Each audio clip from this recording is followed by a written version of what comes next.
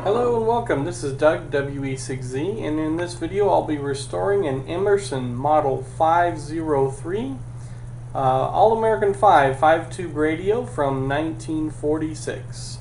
And I removed the radio chassis from the wooden box, and here it is underneath. All of the original wax paper caps are intact. Doesn't look like there's been any work at all on this radio, besides the very brittle power cord that's been cut off. And it comes with a nice antenna, all wax coated wire coiled around. Here's the front of the radio. It's obviously been painted with some sort of white paint on the front, because the original version was this really nice light wood color like on the top. And then the sides were, a dark wood color, and the trim edges were black.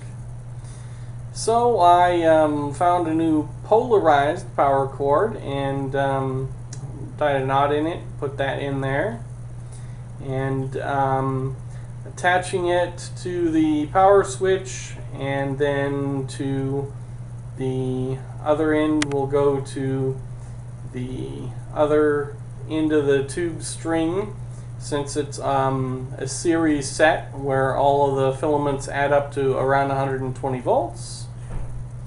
Here's another picture of the case by itself, and I soldered it to the power switch here and taken a few pictures of the capacitors here. Some of them were kind of bulging, and some of these ones with the blue on them had cracks on them.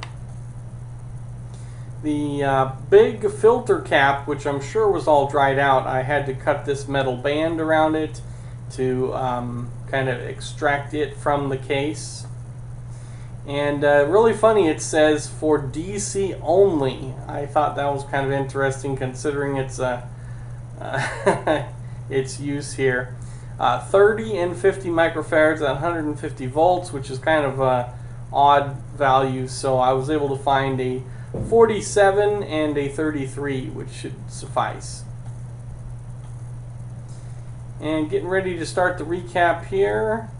Put the first polyester film caps, basically all rated at 630 volts. So putting in a second, and then a third film cap in there. This one was about 2200 picofarads, and a little different style, but all I had, it is rated at 600 volts, I think, so it should work fine. And slowly replacing all these caps in here. Then getting to the big power supply cap here. I will cover the leads a little better later, and put those together. A couple in there around the tube sockets, and wrapping it all up here. There's still one more to replace on the actual loop antenna.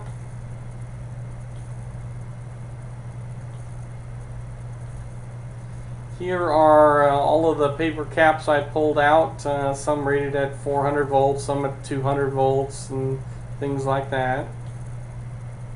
Here's the top of the chassis. I pulled all the tubes out and checked them on the tube checker.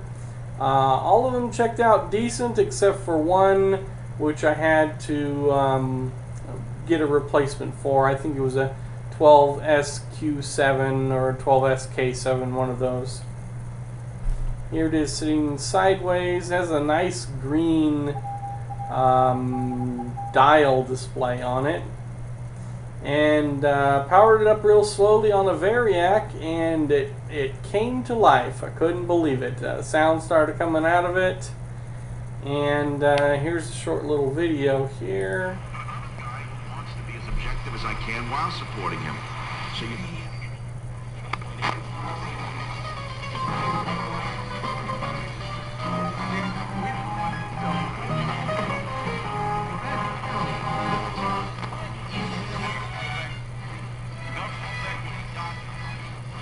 Look, I think you had a better performance against the Denver Broncos, but look, for the money that they're paying for him, I think you did well. Look, I can't can't Anthony Hitchens' performance tonight. You know, but like you said the defense won the game. The defense almost lost in the game too. So, you know, I have to keep things in perspective because I do have a team winning the Super Bowl. Don't ask me how I write it. So cleaned it up a little bit, put some deoxit on the volume pot, and then blew out all the dust here, getting ready to put it back in the case. And put it back in the case, and there it is. I had to put new knobs on it because the knobs were missing. It is missing a logo in the bottom left corner, but I can't find that original one, considering, especially since it's 1946. So needs some refurbishment on the wood cabinet, but just looking at it in its authentic form, it is just a beautiful radio. You can see the tubes glowing in there, and the smell of it warming up is just something you can't miss. And there it is.